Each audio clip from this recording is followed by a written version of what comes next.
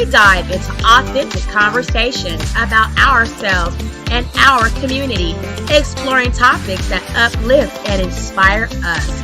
From personal growth to social change. So grab your teacup and get ready to join the conversation.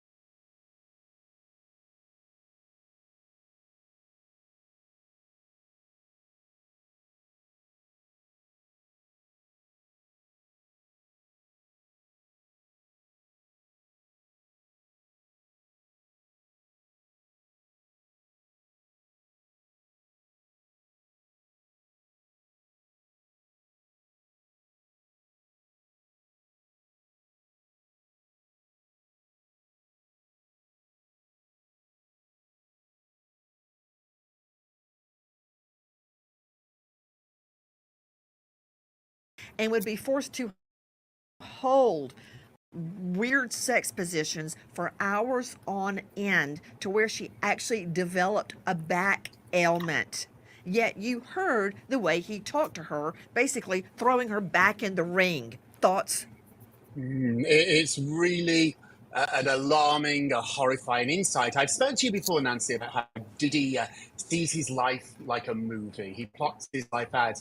I think Jane here has outdone her teacher. The pupil has become the master here. What she did on the stand was so amazing. It started as a love story, as a rom-com, and it turned into this horror movie. It was very theatrical, it was very cinematic, and it's going to be very impactful. I spoke to my Diddy sources, and for the first time during this trial, I'm told they're really, really nervous. They were confident, overconfident for a long time. Nancy, that tide has changed. Now they fear. They're real fear coming out of Team Diddy. How is Combs and or his defense team, which is a multi-million-dollar ensemble, how are they responding? So the defense team, Tenny Garagos and Mark Agnafilio, okay, they seem to always be in a constant huddle. But here's the weird part. I firmly believe Sean Diddy Combs is in complete control of his legal team. He's always furiously writing notes, telling them, interrupting when they're doing their He's questioning, supposed to be. passing notes He for ain't them to paying the pay people attention. all that money They for fucking they nothing. have They been didn't miss a furiously huddling goddamn to thing. themselves, but then also looking at Sean to actually see how he's taking it. How's he behaving? Oddly, also, I think that's when you really see his His asshole is issues on the with line. power and He control. finished After the judge yelled at him the last week, source of the he's free been calls. oddly Yeah. staring at the judge, deciding to get up for no reason in the middle of court so he could pour himself a glass of water, doing all these weird games, for lack of a better word, but it's starting to of desperation. And that's why it's so odd that when you hear about the mistrial on the outside, yeah, it sounds like they might have something, but in that court, Jane is having them in a meltdown, and Diddy seems to have a constantly angry and kind of defiant look when his mask slips, and he keeps trying to keep his cool, but they're looking at him. I think the real Sean Combs is starting to come out. Rob Shooter joining me, wildly popular podcast, Naughty But Nice, at robshooter.substack.com, former publicist for Sean Combs. Okay, what is going on behind the scenes? You worked for him for years. Did you hear what she just said? Doing Yes. anything because the judge told him he would be expelled from the courtroom if he couldn't behave. He doesn't want that, right? But he's instead of making faces at the jury, he's now doing other antics to break the flow of Jane's testimony. What's happening in that little head of his? He's a master of deceit. He's a master of changing the subject. He knows exactly what he's doing. First of all, I just want to say, I don't believe somebody has said no to Diddy in maybe a decade, maybe even longer. And so this will be a real shock to him that a judge, he's not in charge of that room. I can't imagine many rooms that Diddy has been in over the last 20 years where he's not the boss. Diddy is the boss of every restaurant he walks into, every recording studio he walks into, every photo shoot. He is not the boss in this court, and that is going to really play on him. So he's trying to get as much power, as much control as he can by these antics, by getting up, by pulling faces. It's not going to be tolerated. So Puffy, Diddy has been put in his place, and Diddy put in his place, I believe, is like a lion trapped in a corner. He's going to lash out. And I think that's exactly what the prosecution wants. We're going to see the real Diddy. And you know what, Rob Shooter? You, with all these years as a PR expert, the jury can very likely smell the stink of fear. You can actually, it's like a presence in the courtroom. Once the tide turns, suddenly the whole dynamic changes in the courtroom. And I want to hear from your point of view specifically how Sean Combs is responding to this turn in the tide.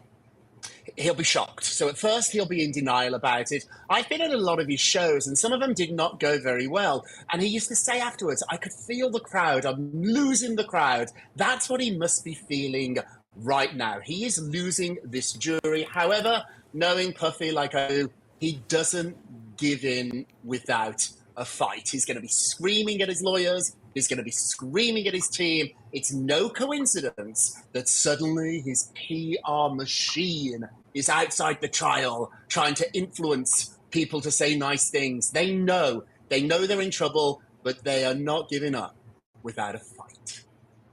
So, Tisa Tales joining us at the courthouse. I know you're not an actress, but could you just display for me some of the disgusting looks the jury is making? I got to see this. Okay, so one juror, which I'm not going to lie, before she seemed to not be buying anything the prosecution was putting down. I looked at them as ground zero of this might be the nullification. When she saw the pictures, okay, it was this. She literally recoiled, okay? There were two jurors toward the end. They're sharing a monitor. Again, I have to tell you how impactful this was. The prosecution didn't just show one picture, two picture. It was like again, and again. So it was rapid fire. And they were leaning in almost as if they were looking at like gruesome carnage and leaning out. At one point, she looked to the side. The jury was visibly uncomfortable. They were squirming. They literally had to look away, and the prosecution didn't let up. Another picture, another picture, another picture, and it was so impactful. Again, I'm not gonna lie, at that time, I think mistrial. They started to get the idea of throwing in another mistrial. The jury was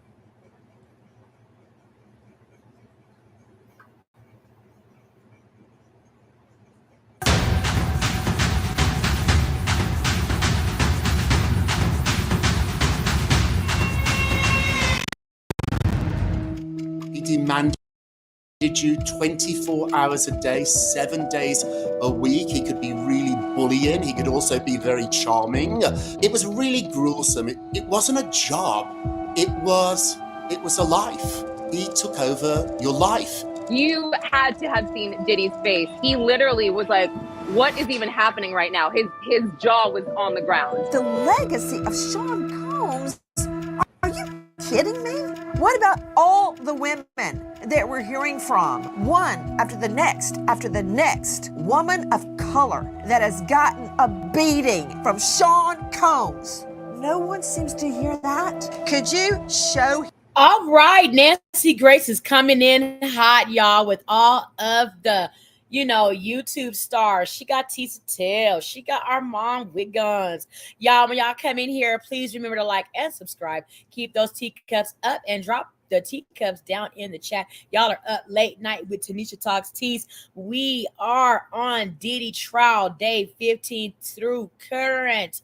All right, let's keeping on with Diddy. Up now is Nancy Grace with all of the YouTube stars that are down at the Diddy courthouse, Diddy trial. Okay, let's get into it. Let's get it. Him the shots of that gash on Cassie's that's forehead, sex trafficking. the busted That's lip. violence. You see, that's how This you is win a all your complete cases. case. You say, hey, This is a don't complete listen to that. case. Look over here. Black eyes, fat lips, and I think many of us watching here all feel the same way. I mean, justice for Cassie, Nancy. Bombshell tonight, TGIFD. Thank goodness it's Friday, Diddy, because this has been an incredible week in the courtroom. I'm talking about that multi-count federal indictment against Sean Combs being tried right now, United States versus Sean Combs, in the Monahan Federal Courthouse in Manhattan. Straight out to Lauren Collins standing by at the courthouse. Lauren, what happened today? Today in court, we heard from the government cell phone expert, the forensic expert who did the extractions on Cassie Ventura's cell phone. He talked about extracting a significant amount of deleted data and why certain things would appear on the screen in evidence as we're seeing it. So, for example, a deleted text thread might not have certain users' names. So we've seen blanks, we've seen duplicate names, and he explained all of this away. After that, we heard testimony from Jane Doe, who is victim 3. Now, Jane Doe described meeting Sean Combs early 2020, and she met him through a friend while they were on a girls' trip. And she testified that this friend was once in a relationship with Diddy, so she kind of kept her distance. They exchanged numbers, and from there, they began a relationship after her friend moved on. And she actually talked about the fact that she was in a relationship with Sean Combs from 2020 all the way up until his arrest. Now, Jane Doe testified that the relationship truly started off as a fairy tale. He took her away to Turks and Caicos and then the Bahamas, but he also offered her $10,000 after this trip. He said, I know that you haven't been able to work while you're on this trip, so here's some money. She talked about being a content creator, so that was her main form of income. She's also a single mother. And from there, the government kind of started to ask, well, which cities did he take you to? Did he pay you money often? To which she testified, he paid me money frequently. He ended up paying her rent at some point. And eventually, about 3 or 4 months into their relationship, that's when he brought up being with another man. And he said this was a fantasy. And she said, okay. She didn't think that he was actually serious. Well, it turns out he was serious. She went to the bathroom. This was after they had already been engaging in sexual activity for 12 to 15 hours prior. He goes and he calls someone he knows named Dawn and arranges Dawn for that very night. And then she describes going to a hotel room that night in Miami, corroborated the oil, the assistant setting it up, and then said she engaged in this act with Dawn while Diddy watched. Again, what we've heard before. And then after that, she said it was pretty much a door that was opened that she couldn't close. She testified telling him in writing numerous times that she didn't want to be with other men. She wanted to be with him, but because he was paying her rent, she felt obligated. She said her only form of income, because she always had to be for Diddy, was Diddy's money that he was sending to her and the child support she was getting. Okay. Could you tell me how the jury was reacting, Lauren Conlon? The defense was actually admonished today when the judge warned them that Diddy was actually looking at the jury and kind of nodding his head during Nicole Westmoreland's cross-examination of Brianna Bongolan. Apparently, he had gotten this warning before, and the judge told the defense if he does this again, he will be removed from the courtroom. Joining me now, a special guest, longtime friend and colleague, Rob Shuter. Rob was Sean Combs' PR guru for years. He no longer works for him, thank goodness, or I'd be grilling you even worse. Rob Shuter, host of Naughty But Nice podcast. That's at robshuter.substack.com, author of the 4-word answer. Rob, I want to talk about what Mia has been saying on the stand all day and for several days. The fact that she lived in fear. I believe it was you that first told me that Sean Combs ordered somebody to go get him a cheesecake at 3 o'clock in the morning, and they did it. They found a place that was open. They got the cheesecake and brought it back to Sean Combs. It seems as if he was very imperious with his employees, to the fact that Mia describes PTSD. That's what she's describing. I've seen it in a lot of crime victims. Describe what you witnessed. My time working with Diddy was extraordinary, Nancy. I've never had a job. I've never experienced anything like that again. And I've gone on to work with stars even bigger than him. It was really gruesome. It wasn't a job. It was a life. He took over your life. He demanded you 24 hours a day, 7 days a week. He could be really bullying. He could also be very charming. And so I understand everything that Mia's saying. It's heartbreaking, and it's an experience that very, very few, thankfully, will ever know. Okay, I want to get back to these demands, because if he could make a grown person get out of bed at 3 a.m. and traverse Manhattan to get him a slice of cheesecake, and it had to be the best cheesecake. It couldn't be any crap that you get down at the D'Agostino's, right? What could he make someone like Mia do, who was Yeah. already meek and mild and traumatized? I mean, I want to hear what it was like. You say it was a way of life. It was your life. Why? It was our lives because we were young. He had picked people to work with him that he could control. There was nobody on his staff, including me, that was terribly experienced. It was all about him. He carefully groomed us all. He carefully selected us all. And if anybody came into his world who said no, who was too experienced, who knew better, they didn't last. He was the ringmaster, and we played along in his circus. Rob Shooter, you stated that Sean Combs has a very carefully choreographed personal image. And you told a story about making the press move at a private airport. I guess it was Teterboro.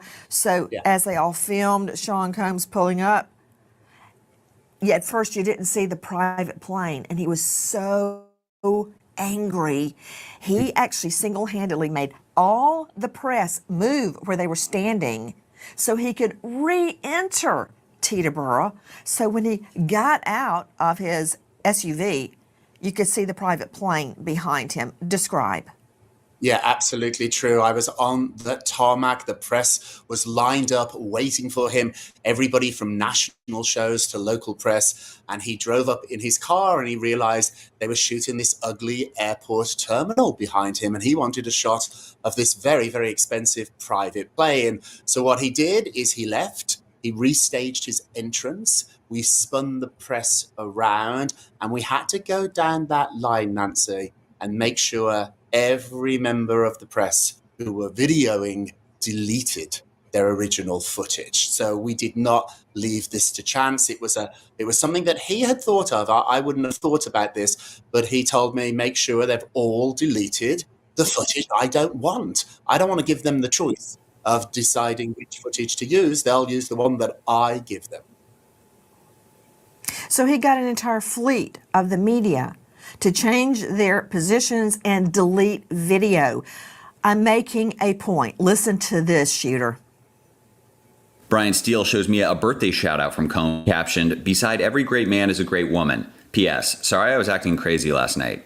Mia says Combs had threatened her life on a phone call the night before, and she took this as his apology. Steele asks if she reposted the message despite the seriousness of the threat, and Mia responds, "Of course," reading off her profusely thankful caption, "Thanks, Puff. Love you. You've shown me the world."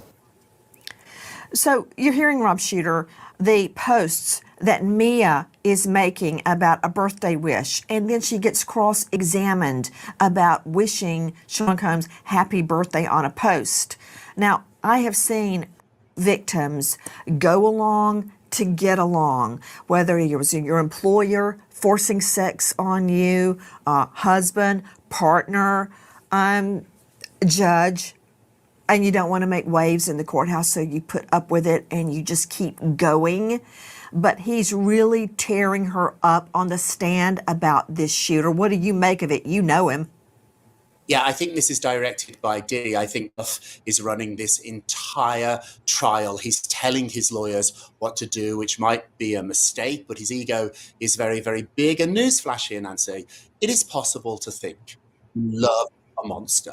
A person can be a terrible person and you can still have feelings towards them. And I think that's a mistake here that Diddy is making. I think people know the difference. And just because I post something, a birthday message, something kind towards you, doesn't mean you can't also be a terrible human being. Rob Shooter, are you surprised that Sean Combs has been able to keep so many alleged victims quiet for so long? We've seen multiple civil lawsuits occur after Cassie Ventura came out, and we are asking the wrong questions. We're saying, why are you suing him for money? You're in it just for the money, Cassie Ventura or Mia. Instead of asking the question, why is Sean Combs paying millions and millions of dollars to keep these victims quiet? Why do you think so many victims have gone unheard until now? Maybe because of what we see happening to Mia on the stand? Yeah. I think there's going to be. We've seen there's a long history of this. Money, power, fame are all really intoxicating. If you can't bully them with your fame, then you throw money at the problems. And I think we have to be honest here. The tape of Cassie changed everything. Once that videotape existed, Nancy, we saw what happened when somebody tried to leave. We saw Cassie running down a hallway. She's trying to get away from him. And look what happened to her. That's why people didn't leave. It wasn't just the money, wasn't just the fame, wasn't just the power. Nancy, it was the violence. Please join us on our mission to find missing people, especially children, to solve unsolved. She was looking for a boyfriend. She was looking for a husband. She was looking for a lover. She kept reiterating that she was doing things for her lover. She was doing things for her partner. She was doing things for her man. She would bathe him after they would have these hotel nights. She would cook for him after they do these hotel nights. She would put on his favorite TV shows after she would do this hotel nights. And she would do majority of all the work in these hotel nights. And at the end of the night, she would finally get to have some alone time with Diddy. I think that at the end of the day, she wanted a relationship. She wanted a husband. He didn't want that. He wanted a freak off partner. He wanted a sex slave, and he wanted to get his freaky fetishes off with her through other men. Armand, I'm curious, what do you think was the strongest evidence for the state this past week in the case against Sean Combs? Right now, as of the break, the strongest evidence so far for me was a video audio recording. So there actually was a video, but they played the audio of where there was a hookup night at the hotel nights where Diddy, Jane Doe, and one of the male escorts was there. And Jane Doe was wanting to put on a, and Diddy was saying, no, you've already been taking that. Why do you want to come now? So I think that was the first time we actually got to hear some actual hotel night freak off information. And so to hear her asking for and Diddy not wanting her to actually use the was very powerful, because it goes to the fact that, hey, he didn't want me to use these and I didn't use the because I just wanted to make my partner happy. And you could hear Diddy in the back saying, just let's get to it. Let's keep it moving. Sean Combs, a.k.a. Diddy, allegedly paid off an employee to the tune of $100,000 to get that Cassie Ventura video. Let's take a look at the Cassie Ventura beat down video. Now, it was speculated upon so much in the press. Where did the video come from? Did it come from the raid on Diddy's mansion? Did he have it there? Where did it come from? Wow. You wonder why he paid $100,000? Did he think it would never come to light? Busted!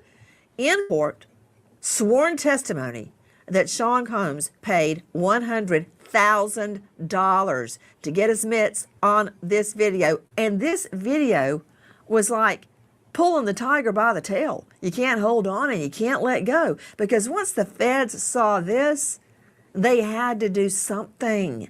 The statute of limitations had run in the local jurisdiction, so it was up to the feds. And what were they going to do? Stand there with their thumb up their rear end? No, they had to act. Ergo, therefore, the multi-count federal indictment. What was Sean Combs' reaction typically when he doesn't get his way? Because in court, when he was watching Brian Steele, who's a very, very good trial lawyer, he's a great defense attorney, right? I've watched him in action. So Steele started off with Mia with the Andy Mayberry approach, trying to get the answers but yet being genial to her. He didn't want to beat up on Mia. And you could see Sean Combs going,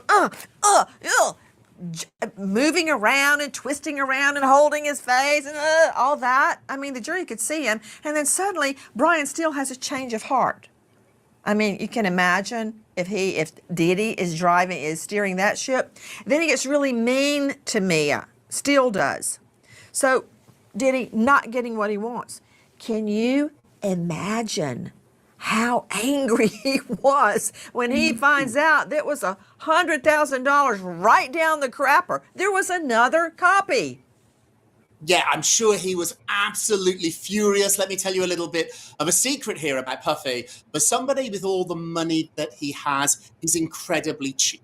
He never wanted to pay for anything he didn't have to pay for. He wanted to get free clothes, free dinners, free tickets if he went out to clubs, restaurants. He just didn't want to pay for stuff. And so for him to have to reach into his own pocket and pay $100,000, which I think for that tape is incredibly cheap, that tape is going to change his life. And so it was worth tens of millions of dollars. For him to get it for $100,000 cheap and then to find out he didn't get it all, there was another copy, he will have exploded. I'm just imagining when Sean Combs finds out there's another video floating around. Robert Crispin joining me, private investigator, was with former federal task force officer for the U.S. Department of Justice in the Miami Field Division. They're not sitting around twiddling their thumbs. Former homicide, crimes against children investigator. He is now at CrispinInvestigations.com. Crispin, don't you just hate it when you blackmail somebody to the tune of $100,000 and there's another video floating around? Ruh-roh. I mean, really, come on, think about it. Do you really think that no one else was going to have a video of Diddy kicking the hell out of somebody, especially Cassie Ventura? Come on. So here's the beauty of all this with the government. This Castigard letter stuff, this king for a day, queen for a day, they need people to give testimony in lieu of being indicted to say what happened. Standing by is investigative report Lauren Conlon. She's been in the courtroom all day long. Star of Pop Crime TV. What a bomb, a stink bomb for the defense, dropped right in the middle of that clutch of lawyers. $100,000 Diddy bucks paid off for bribery, which is a predicate act. You have to have an underlying felony or predicate act to prove RICO. Tell me how that went over in the courtroom. Yes, Nancy, we started off by getting a really big interruption by a woman that works for the MTA. The entire courtroom turned around. This is before Eddie Garcia, the witness, walked in. But that was quite a moment. She was screaming at the press, saying that the press is awful and the press is laughing at Diddy. And you should have seen Diddy's face as well as everyone in the courtroom. We were all in shock. But back to Eddie Garcia, I mean, this testimony was incredibly important to this case, as you know. He testified that he received multiple calls from Christina Coram, Diddy's assistant, before she eventually passed the phone over to Sean Combs himself. Eddie Garcia described talking to him, saying, you know, look, I already told your assistant here, but I don't have any clearance to obtain this video that you want me to obtain. I cannot go in this room. Only my boss can do that. And he described Diddy kind of just buttering him up, saying, you know, I know you can do it, Eddie. I believe in you type of thing. And he also described Diddy as being very nervous seeming on the phone, saying, look, this could destroy my reputation if it gets out. Now, he said, okay, you know, I'll talk to my boss, etc. And this was actually after receiving a call from Diddy and Christina on his cell phone. They started off by calling him at the general security desk. They somehow got his cell phone, which he said did make him a little bit nervous. And he said that, you know, he talked to his boss and he said, look, this is what's going on. They want this video. And his boss said, okay, tell him $50,000. They make this meeting happen where Diddy tells him a meeting place. He goes and gets the black USB from his boss at the Intercontinental. And he goes and he meets with Diddy. And he describes being taken up to this room by one of Diddy's security guards. He meets with Christina Coram and then eventually Diddy. And he says that after some back and forth, Diddy requested the IDs of Eddie Garcia and his boss and another gentleman. And one of the first testimonies we heard, I think it actually was the first one, was Israel Flores, who also was on duty that day. But Eddie Garcia said, I don't think that Israel Flores is going to go for this.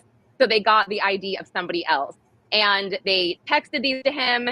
He went in another room, came back. got an NDA. Eddie Garcia had to sign this NDA. And then eventually Diddy came back with a brown bag of money and a money counter. And he did not get $50,000. He got $100,000. It also said that about 2 weeks later, it was Easter. Diddy called him again to check in, saying, Eddie, my angel, how are you? Have you heard anything or anybody mention this video at all? And he said no. And that was that. Could you tell me what this reaction in the courtroom when it came out from not one but two witnesses that Combs had bribed $100,000 to get that video? I'd say today the jury is much more reserved than they were while listening to Mia. I mean, this is important testimony. So they are listening intently. I would say their heads kind of go back and forth between the lawyer and the witness, appropriately. And they look at the documents that they're reading. We saw multiple times the NDA on the screen, and these jurors, they were reading it. They wanted to catch every word here. I'm very curious too. Dr. Bethany Marshall joining us, psychoanalyst out of LA and author. Dr. Bethany, to hear what she's saying, what Lauren Conlon is stating, to finally be hit with reality that you've been uncovered in a bribe. And what's so important about the bribe, not just bribery on its own, but it serves as a required underlying felony to show RICO. And Sean Combs knows that, and it's just pouring from the witness stand. He can beat down Kathy Ventura, but he can't beat down the prosecution. He cannot beat down the Fed. And this is the telling moment for him. I wish I had like a monitor to rate measure his perspiration rate, his heart rate, to see what he's really going through. I bet he's flooded right now. I bet he's enraged, like Rob Shooter talked about, the veins bulging out. He is probably enraged. He doesn't feel guilty. He doesn't feel worried, Nancy. He is mad. And he's not going to be able to get away with this once he's incarcerated. He's going to have plenty of incidents when he's called on bad behavior, and there's nothing he's going to be able to do about it. You can't buy your way out of it once you're incarcerated. And this interaction about the $100,000 bribe, this is just one iteration of many incidences where he's bought people off. Joining us an all-star panel to make sense of what we know now. It has been a long day in the courtroom. Straight out to Hermania Rodriguez. She is the chief U.S. reporter with DailyMail.com podcast titled The Trial of Diddy, in which she stars. Hermania, thank you for being with us. First thing this morning, we saw a videographer expert on the stand. What was the point? Right. Today, first thing in the morning, a video expert, his name is Frank Piazza, took the stand for the prosecution. And he analyzed cell phone footage, surveillance footage, and also sex videos. On the stand, he's basically giving these videos legitimacy because, as you know, Diddy's attorneys, particularly with the LA Assault 2016 video, they have suggested and put the idea out there that these videos have been edited by CNN, they have been sped up. So this expert was basically there to tell you these videos are legitimate, they have not been messed with, and you should trust them, essentially. From the get-go, straight out to Greg Morse joining us, veteran criminal defense attorney. He is the lead partner at Morse Legal and author of The Untested on Amazon. Greg Morse, I believe there was a time that you suggested that the Freakoff videos were a myth, that they were lore, that they didn't exist. Well, buckle your seatbelt, because this expert on the stand that Hermania just described is laying the foundation. What does that mean? Whenever you bring in a video, an audio recording, really any piece of physical evidence at all, be it drugs or a picture or an article of clothing, you have to lay the foundation. I can't just go in and go, hey, judge, can I bring in these notes? No, you have to have a witness under oath say, what is the object? What is the exhibit? Where did it come from? What's the chain of custody? I haven't been leaving it out on 3rd Avenue in downtown Manhattan where anybody could change it. You've got to show that it hasn't been tampered with, and the chain of custody, who's held it, who's been in charge of it, is complete. There's not a break in the chain, and what it purports to be. That gives the other side a chance to object on any of those grounds. So it's happening, Morse. This is the beginning of the admission into evidence of the Freakoff tapes, which you at one time said was just a myth, that they didn't really exist, No. as if it didn't happen. Yes, you did. Well, okay, they can introduce the freak-off videos again. It doesn't mean sex trafficking and a RICO happened here. And testimony yesterday shows that from victim number 2.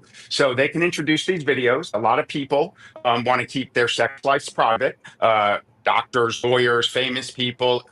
These things are not doesn't move the needle to sex trafficking yet. So they can introduce all the videos they want. But their core of their indictment is centered around the domestic abuse video where Miss Victoria beaten in that hotel lobby or hallway by P. Diddy. But so the freak-off videos are going to come in. When are we going to hear about young people? Morse. When are we going to hear about Morse. drugged people? I know what you're doing. I know what you're doing.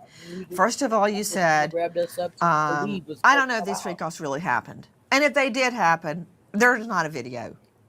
Now, we've heard testimony about the freak-offs, and we're laying the foundation right now, the state is, to introduce those freak-off videos. Didn't you just hear Hermania Rodriguez say, this expert says he is an expert in, is going to address cell phone videos, surveillance videos, that's the Intercontinental beatdown, and sex tapes. What other sex tape? It's got to be the freak-offs.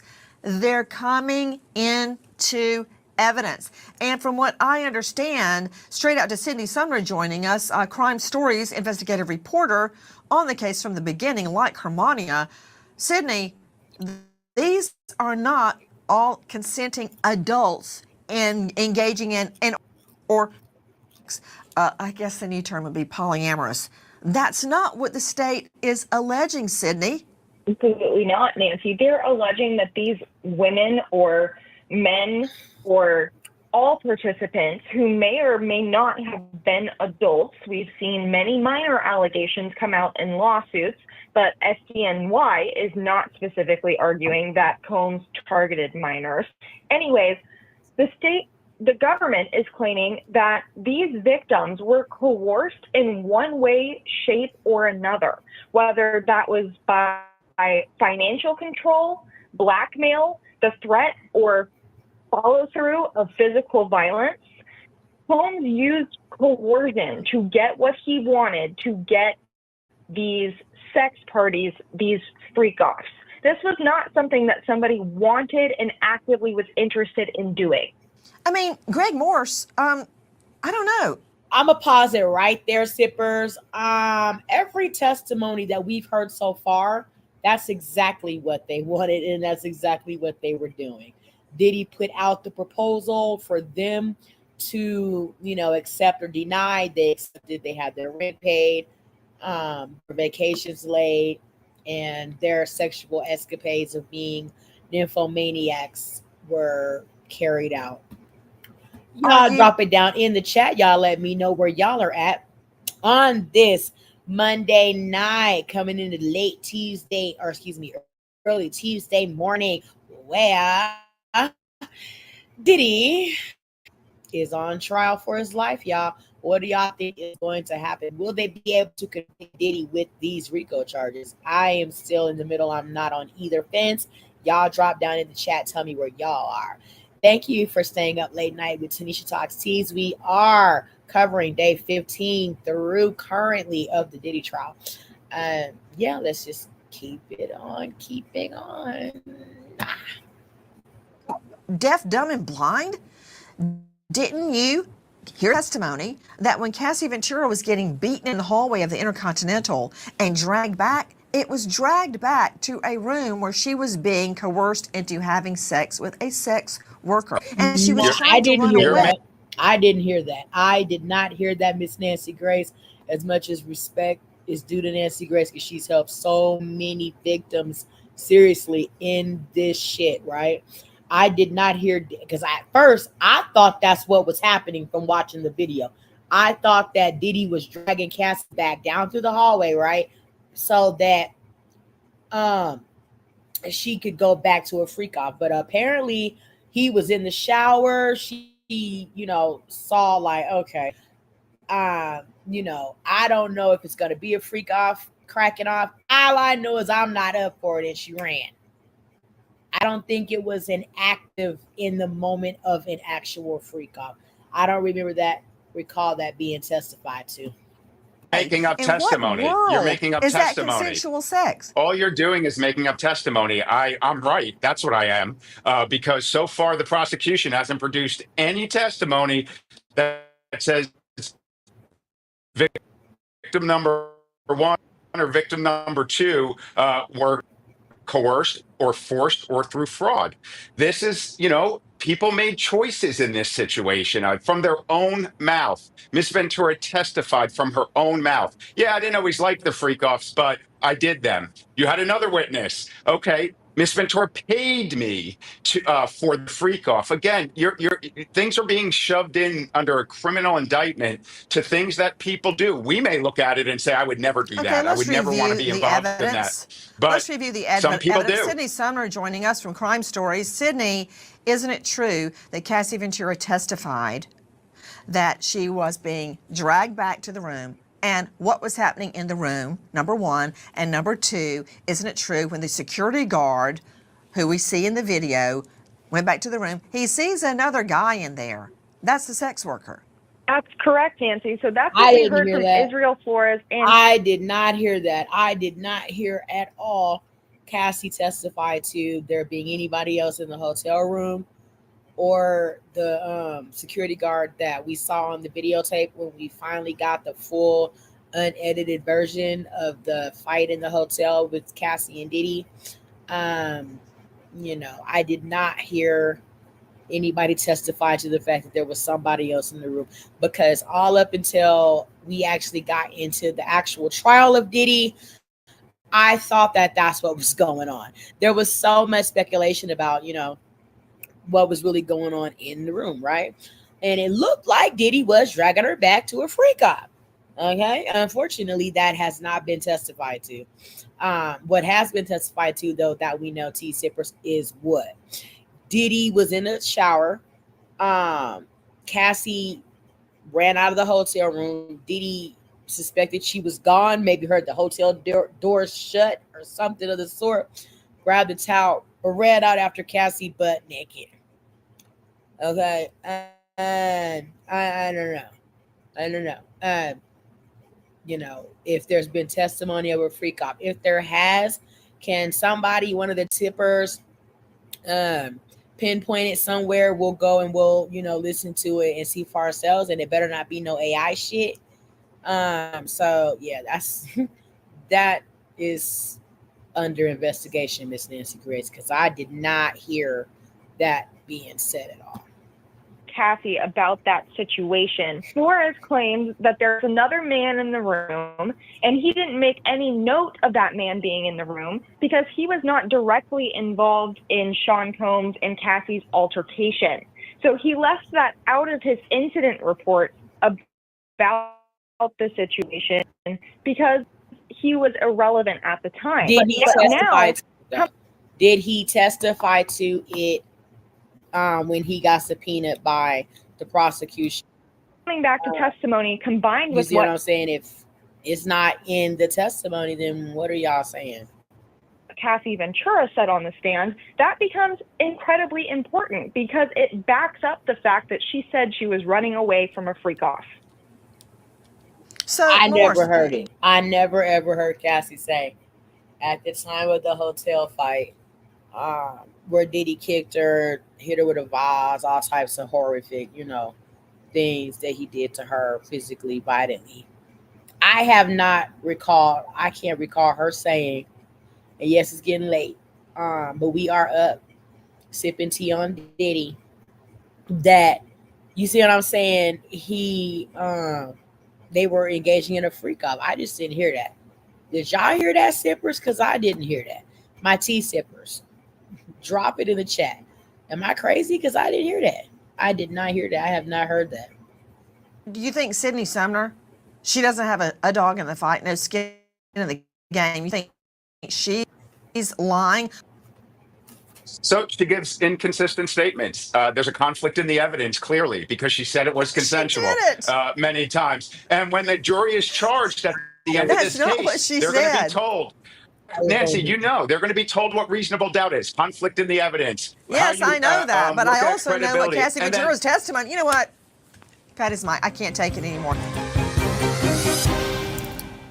While Sean Combs' family prepares their documentary to air after the verdict, and his enablers prepare his comeback tour when he is found not guilty, according to them, not according to me, a lot of people have been Diddy-fied. Joining me is a special guest. It's Armand Wiggins, entertainment legal affairs commentator, host of podcast The Armand Wiggins Show. And I want you to see what happened to him outside the courthouse. Oh, okay, clock that. Clock that. Let's go viral in this. Let's go viral. This is crazy.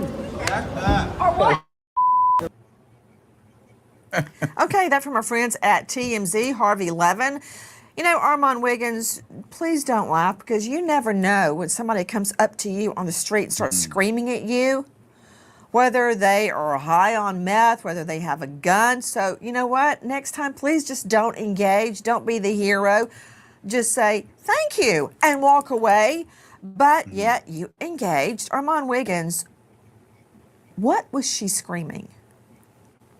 Honestly, she just was trying to go viral. She was screaming, "Let's go viral, mother." She was saying a bunch of flagrant obscenities to me. And I think it was just because she saw me going live. This case has become a zoo and a breeding ground for all walks of life, and people are just coming. They're trying to get their piece of the moment, their piece of the viral moment, and just shouting out and making stuff up. So there was a woman that got put out of the courtroom. This woman was heckling. So it was actually, I didn't even know who this woman was. She just saw me on live camera. She figured, okay, this is a content creator. He goes viral for his Diddy news, and let me go and trash him in his live feed, and hopefully I'll make the news. A lot of people are, well, they've been Diddy-fied, and without knowing any of the evidence or ignoring the little bit of evidence they do know, they're convinced that Sean Combs is innocent. You know, I got into it with Ray J again, but I want you to hear, you mentioned a woman that got dragged out of court by armed guards. Well, listen to her.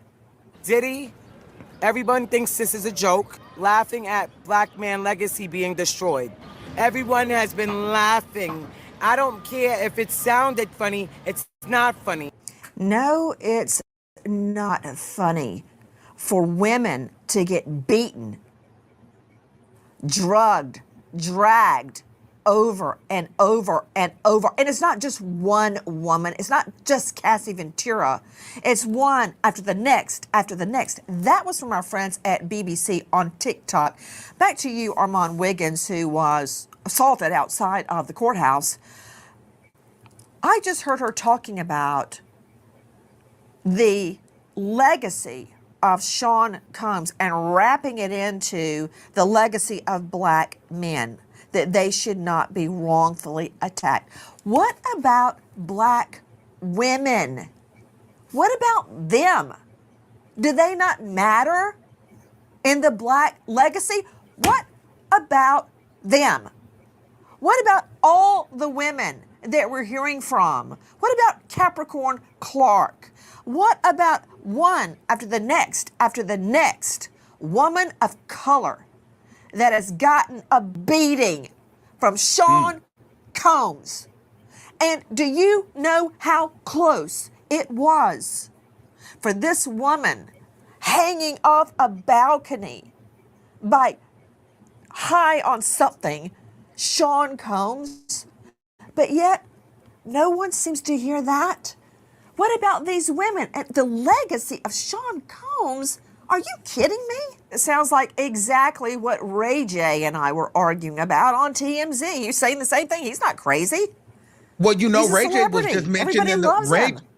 Ray J was mentioned in the court documents as Cassie's drug dealer too yesterday. So there might be some affiliation there, but you know, I talked to Ray J. Ray J said that had nothing to do with him, and he's not sure why Diddy's team is mentioning him. I don't know what that relationship is, but in regards to the women, I think that the prosecution is doing a great job, because one thing that we cannot get around is whenever they played that video and when they got into that forensic audio and video and you saw Cassie being yoked up and dragged, I don't care what you're talking about as far as Diddy's legacy. You have a heart, you have an emotion, and you feel every blow, every kick.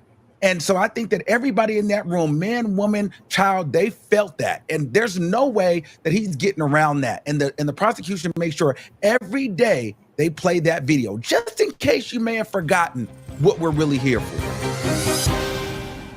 Philip Dubé is joining me, veteran trial lawyer out of the LA jurisdiction. Dubé, we're seeing a whole nother animal right now. We've heard about beatings and draggings and yanking people by their hair and kicking them. And that's something that a lot of people see, whether it's in the movies, whether they've seen it in real life. But dangling someone off a 17th floor balcony, that's a whole nother thing that really can't be made up. No, of course not. But how I would play it if I were his counsel is, like you said earlier, is it real or is it just real testimony? Because if you remember, it came out that she was hooked on ketamine and all kinds of other drugs that are various types of anesthetics that put you in a trance-like state, almost in a twilight state. So who really knows what, if anything, she accurately remembers? And it is not. If she and Cassie were doing drugs, where do you think they got those drugs, Dubé? Let's give him that. From Kyle. Let's really pretend he was plying them with dope. It is not his MO to be defenestrating people. It's just simply not the case. But I think better yet, is that just because he is in a respondeat superior mob boss, he can be acting in his individual maniacal capacity unmedicated. That does not fall under RICO. It falls under state crimes, and the statutes of limitation have run. So what the feds are doing is they're using RICO as an end run around the state statute of limitations that local DAs blew. You know, the more the defense objects to any particular line of questioning. And there it is, Tea Sippers, down in the thumbnail when you click on this video. Is Diddy in the right court? Let's listen to Mr. Dubé explain a little bit why I put that in my thumbnail. Let's give him that. From Kyle. Let's really pretend he was plying them with dope. It is not his MO to be defenestrating people. It's just simply not the case. But I think better yet, is that just because he is in a respondeat superior mob boss, he can be acting in his individual maniacal capacity unmedicated. That does not fall under RICO. It falls under state crimes, and the statutes of limitation have run. So what the feds are doing is put you in a trance-like state, almost in a twilight state. So who really knows what, if anything, she accurately remembers? And it is not. If she and Cassie were doing drugs, where do you think they got those drugs, Dubé? Let's give him that. From Kyle. Let's really pretend he was plying them with dope. It is not his MO to be defenestrating people. It's just simply not the case. But I think better yet.